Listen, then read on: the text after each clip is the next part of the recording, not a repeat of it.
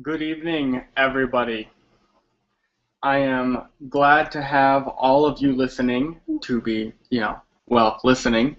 And I welcome you to the pilot episode of The Liberty Generation with your host, myself, Mitch Broderick. And I also welcome you to, if you haven't been here before, the Voluntary Virtues Network. And I want to take a moment to praise the purpose of VVN. I think that it's an absolutely wonderful idea and with great vision. The idea that we can have a network of 24/7 liberty-minded individuals discussing ideas that pertain to liberty from all sorts of different perspectives and really that pertain to voluntarism. And I think that's a vision that that is worth acknowledging. I'm sort of a dramatic personality in the sense that in in the sense that I really fall for people who have vision. Um, I mean, I'm a sucker for people like Andrew Carnegie and Rockefeller, people who had vision and were able to grow something from one shop into something humongous. People such as Steve Jobs and Bill Gates. Granted, I can't always agree with their politics and how they play in the political world, but their entrepreneurial mindset is something to be admired. So I want to introduce my show, the pilot, and this is the test episode of The Liberty Generation with Mitch Broderick. And I want to lay out a few things during this initial broadcast. The first thing I want to lay out is the purpose of my show. And then I want to lay out a elongated formal introduction of myself, where I'd like to tell my story, how I came into liberty, sort of get personal with my audience of 8 people tonight. Oh, never mind, 4 people tonight. I just found the little icon at the bottom. I'm sort of new to this. And then I want to relate how everything applies to liberty. So to begin, I've had the idea of the Liberty Generation for about a little over 2 years now, and what I've always felt is that we are entering a state of mind or a cultural revolution, intellectual revolution of basically more and more people are being drawn into the ideas of liberty from so many different perspectives, and in general, I think this is a wonderful thing that we have so many people coming from so many different perspectives who can agree on, let's say, 75% of everything. That's great, isn't it? However, it seems like the 25% of everything is the really picky stuff, the stuff that we get in these huge arguments about. And really, what this show is about is, one, praising the fact that we have more and more people coming to our movement and to our ideas, but number 2, our ideas tend to represent all the political and all the philosophical ideas, which tend to polarize people. But one thing that's really missing in our movement, that I find is missing, is the human aspect, in the sense that we're typically seen as people who are inhumane from the outsiders, and to ourselves we tend to think that we can see the world, or at least our relationships to one another, in a black and white aspect. And my show, The Liberty Generation, is going to be more dedicated to the idea that there are still emotions involved with people in the liberty movement. There are self-esteem issues that are involved with people in the liberty movement, people who don't quite understand all of the ethical and moral basis for a society based in liberty.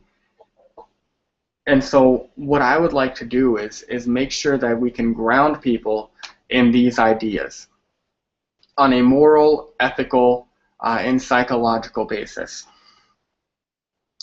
So what I would like to do for this very first show, since I have basically, I'm speaking to 3 of you right now, and I think that's wonderful that you're spending your time with me. I want to tell my story of how I came to liberty, and I'm going to start with something that I call the liberty gene. And I say that in quotes because, no, I don't think the ideas of liberty are genetic, but I do think that it's something that's born within somebody from a very young age.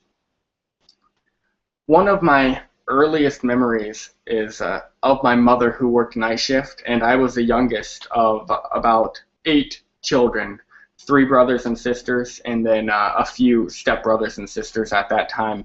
And I was home alone because I wasn't in school yet, and I wanted to help with laundry while my mother was asleep. So me, a young Mitchell Allen Broderick, loaded up the washer with jeans and shirts, etc., and I poured a lot of detergent in. I was about 4 years old again, and I started the washer as I knew best, just pushing it somewhere and pulling out the tab. And from there, it went out of my mind. I never thought to open the washer up again when it was done and put them in the dryer. I just thought I was helping. About 7 hours later, I was probably busy playing with some train set in my room, or a popular game we like to play called Guys. And I heard my mother scream for me, "Mitchell Allen Broderick, get your ass over here!" So me, knowing that tone and what Mitchell Allen Broderick meant, I hurried over to the laundry room where my mother was. And my mother pulled out the jeans and the shirts that I had put in the washer, and they were completely covered and spotted with bleach. Apparently, the half-gallon of detergent I used was bleach, and the jeans and shirts I put in the washer were brand new jeans and shirts from the week or 2 prior. My mother, understandably pissed, then walks towards me, and her common thing at that time in our life and punishment was to point her finger at me and say, "Who do you think you are? Who do you think you are?" At which point I knew what answer she was looking for, and I told her, I mustered up the courage, rather, to say, "Nobody. I'm nobody." And even when I said that, I knew that it was a philosophically and intellectually wrong answer. Granted, I didn't know those words at the time, but I knew there was something wrong with saying that. My mother would reaffirm my answer, "That's right, nobody." And then I would be grounded for a day or so, or a week or so, and I would go on with my life. But looking back from where I am now, I know that that story, that incident in my life was instrumental in me becoming an individualist among all other things, politically or otherwise, in the sense that when I was 4 or 5 years old, I knew that telling my mother that I was nobody was a lie, because I knew that all I had done was something that she didn't appreciate, that may have been wrong in all pretenses, but it didn't make me nobody. And I should say right now, I love my mother 100%, but at that time, that was her thing, and you know, at 33 years old, I understand that she was also learning to live. And that's also not the worst story I have to tell. So, moving on, knowing that that was one facet of my individualism at the time, I I also recall a few years later, whenever my father gained custody of us, I was in the third grade, entering in a new school in Kentucky, moving from one of the best school districts in Indiana. And during the introduction, the teacher was telling me how every week we would be awarded the person who had the most books read and tested on our computer for the test. The person who had the most points would be awarded a king-size candy bar. So whenever she said that, the students in my class, my homeroom class, all laughed and directed their attention and pointed at one particular student, evidently because he was the person who won all the time. Well, he never won again. The reason being was I read so many books and took so many tests on the computer to make sure that I was the one who won the candy bar every week. And partially I did it for the incentive of the candy bar, but mostly I did it because I really enjoyed reading. At that time, I was the youngest of 4 children. My oldest brother was a senior in high school, and the other 2 were in middle school at the time.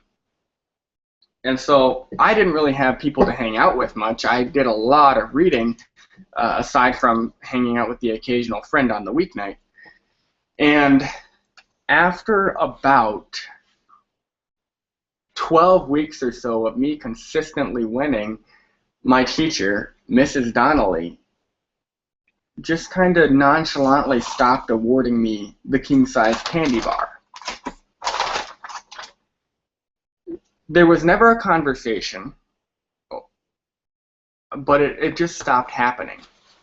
And the reason why is pretty simple to understand. When she realized that the incentive wasn't motivating the other students and that they simply saw that I was winning a lot and that's just simply the way it was, so they weren't going to try anymore, the teacher decided, why do I need to incentivize him with a candy bar anymore? She felt that her incentive system had failed, when really it had played out in a natural progression, in the sense that some people will always strive for more, and some people will be fine settling for less. There's nothing inherently wrong with that system, but I guess in her mind, that was something that she couldn't deal with. So I didn't understand that that was an incentivized system at the time. It was, again, not until I was about 17 or 16 or 18, or I'll throw some more numbers out there. It wasn't until a lot later in life before I recognized that as something that had a huge impact on the way that I structured my philosophical and moral system. In that I don't think incentives should be removed simply because you're the one who's winning. I think more people should be motivated to winning. So none of those things really directly led me to becoming a libertarian and then ultimately a voluntarist. But I think they certainly laid the groundwork, and they planted what I call seeds of liberty. Things that you say to somebody, or events that happen to somebody that don't have an immediate effect, but in the grand scheme of their philosophical system, years after, they can look back and say, oh, that started it, and it grew. Ultimately, a few things led me to becoming a libertarian and then an objectivist, and then objectivist anarchist capitalist. And that probably started with my obsession with dystopian novels. I literally read all of them in a matter of a few years. I had to read The Giver 3 times as I went to over 10 grade schools, or 10 schools before I was in 7th grade. And then afterwards it was just 2 schools, or 3 schools.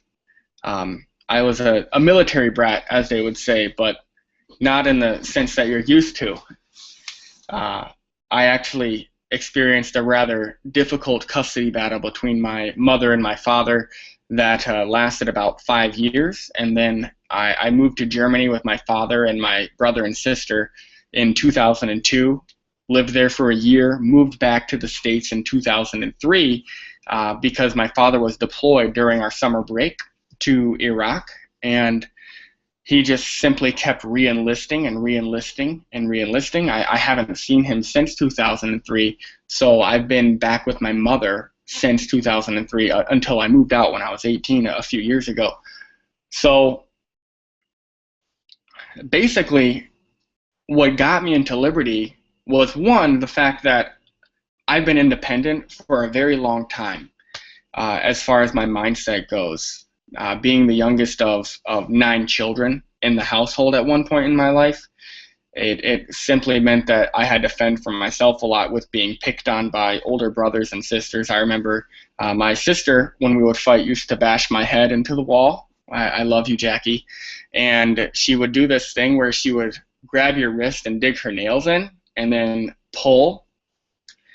And I actually have a few scars from that. They're love scars from my wonderful sister Jacqueline, and furthermore, it became a thing that I had chores. There were things I was expected to do from my mother, responsibilities that she made sure to place on me. All that said, getting into dystopian novels such as Animal Farm, Brave New World, which, funny enough, I actually got into Brave New World because it's the name of an Iron Maiden album. So I fell in love with the Iron Maiden album first, later found out it was based on a book, and then became obsessed with the book. Likewise with a few other Iron Maiden albums. Ultimately, I read The Giver 3 times in 3 different schools, in 4th grade, 6th grade, and 8th grade. You can tell how much those schools are behind in 8th grade. And when I was in the summer of 10th grade and 11th grade, my junior and sophomore year, my very liberal English teacher, who was going to be my accelerated English teacher in my junior year, handed me Anthem. And I read Anthem in about an hour and a half within the first 2 weeks of summer break. And I read it again a couple of other times throughout that summer. But what attracted me most to Anthem, before I even started the novel part, the novella part, was her foreword, where she mentioned something regarding the greatest guilt today is of those who accept collectivism by moral default.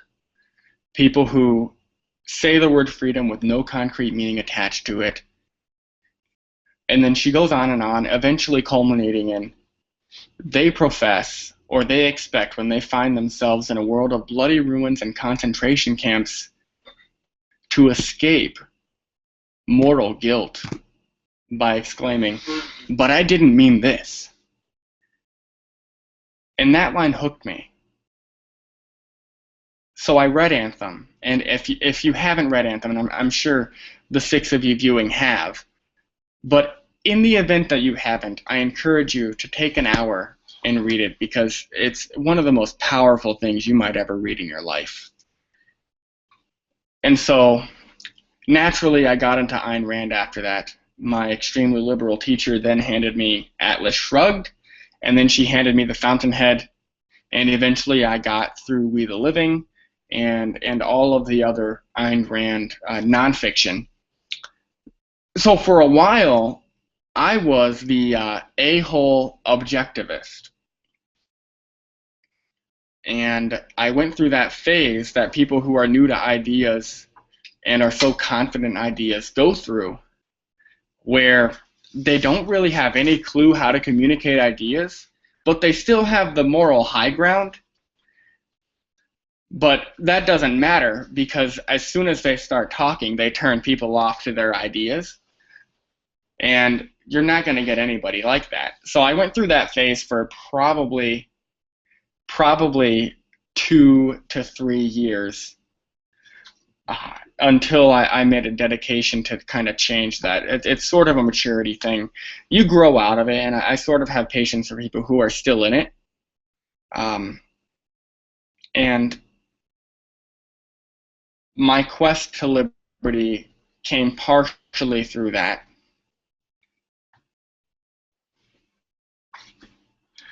And I'm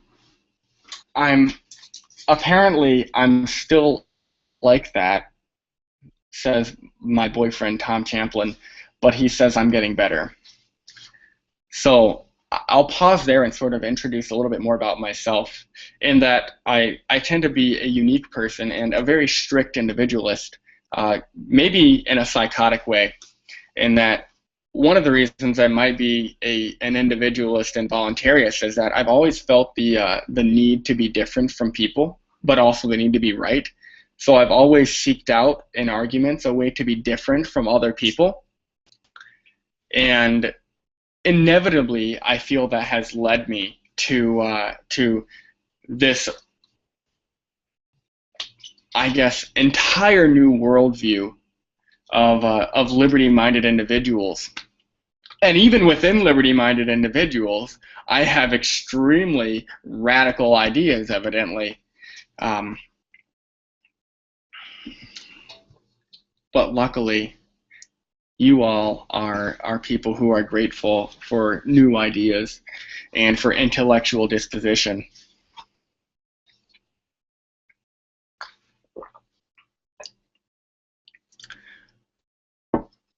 A couple ground rules for my show I'd like to hit on. I do encourage people, if they're listening to my show, to have a drink on hand. It can be water if you don't drink alcohol. For instance, I have a glass of my loving mother's homemade wine in my hand that I'm enjoying.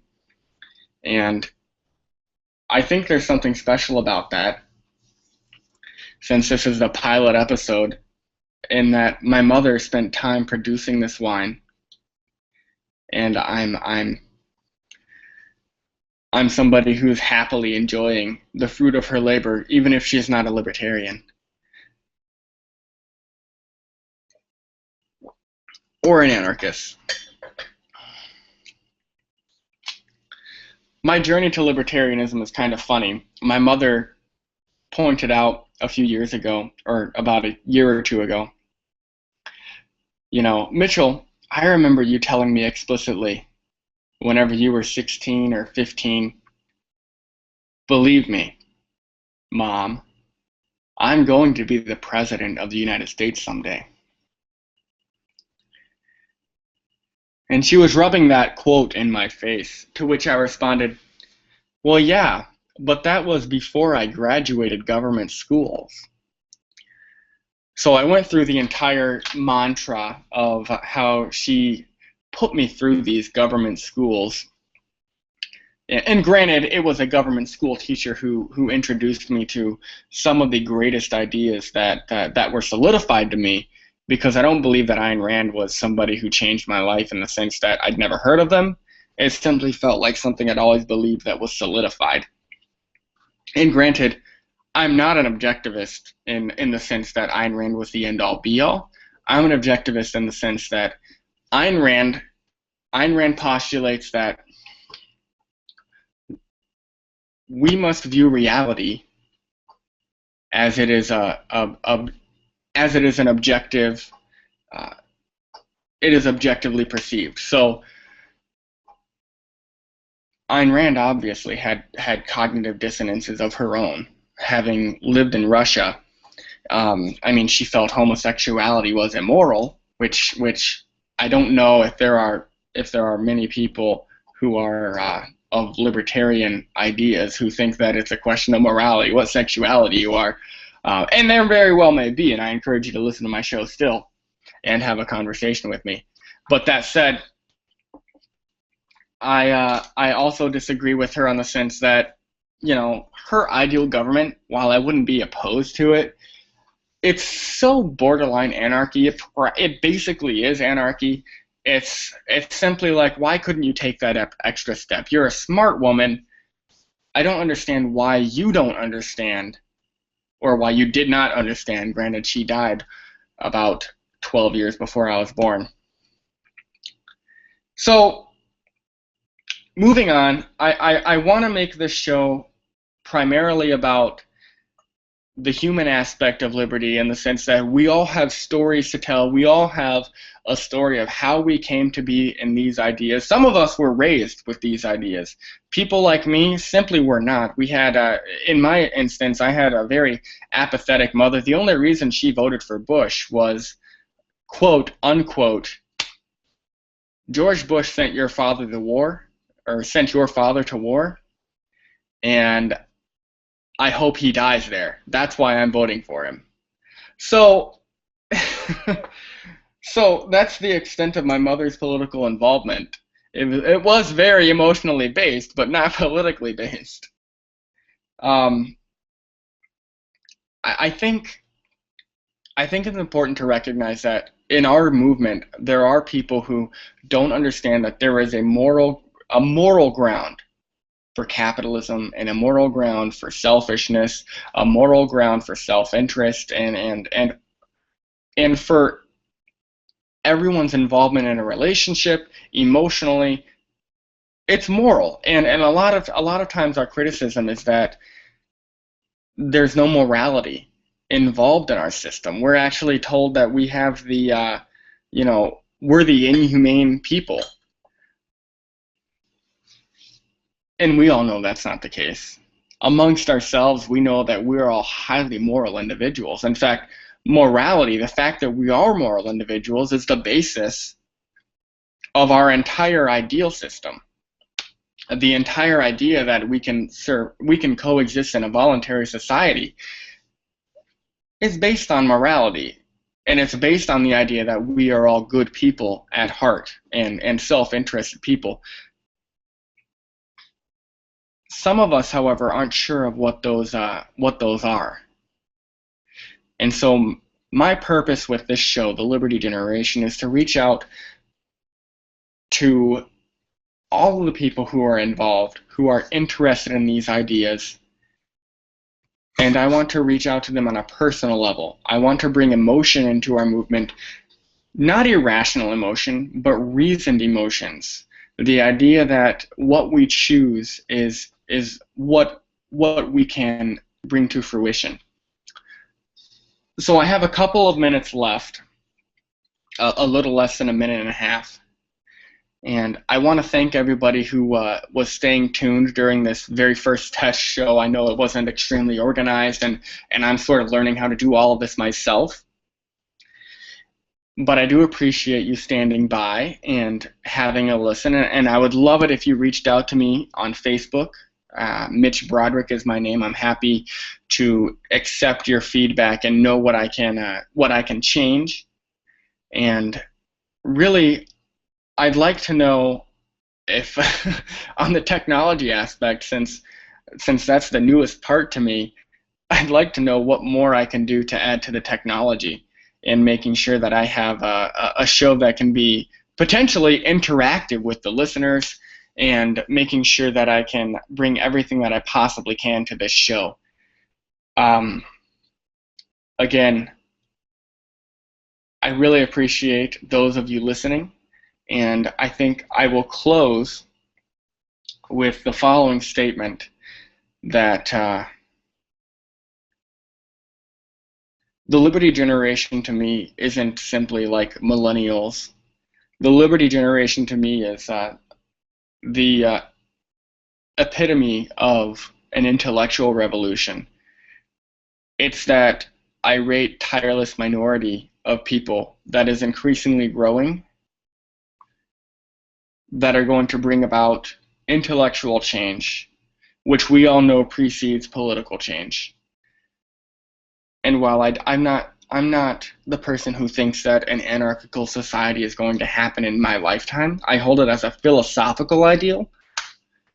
I do wholeheartedly believe, with pathological optimism, that I will die in a world that is more free than when I came into it.